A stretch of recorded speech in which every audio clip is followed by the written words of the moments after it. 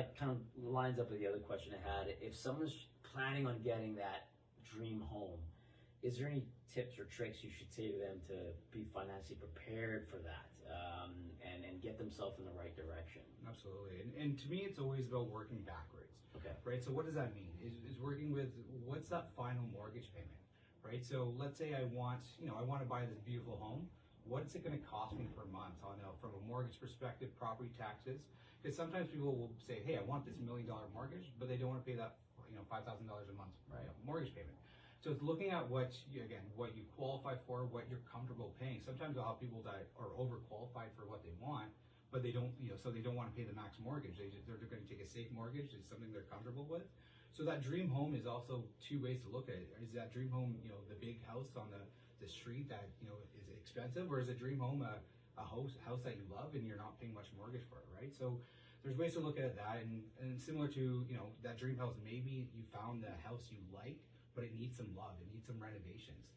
Start looking at options when it comes to renovation loans, right? So renovation loans are available at the major lenders. We have a great program that feels underused. So, let's say I need that extra $200,000.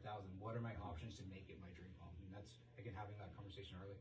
Awesome. That's some good advice, because I think there's a lot of people we work with that are kind of having those early conversations. We have conversations with first-time home buyers, new immigrants, and they have these ideas, but that landscape or having that plan in place is always critical. And I think one of the things you bring to the table is the fact that you're kind of their quarterback from start to end for the whole time while you're with the mortgage with them.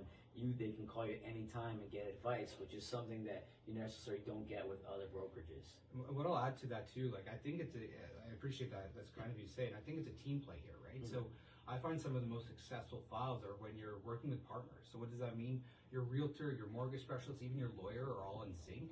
It just allows things to go a little bit more smoother, right? So if we know we've closed a lot of files together, we're talking on a daily basis, maybe weekly basis, whatever, but we're allowed to do checkpoints and we're able to talk about, where are things going, right? So it allows us to, building a team allows things to go a little bit smoother, especially if it's a short closing or, maybe there's some conditions that we've got to make sure everyone's aware of, but it just allows everyone to be a little bit more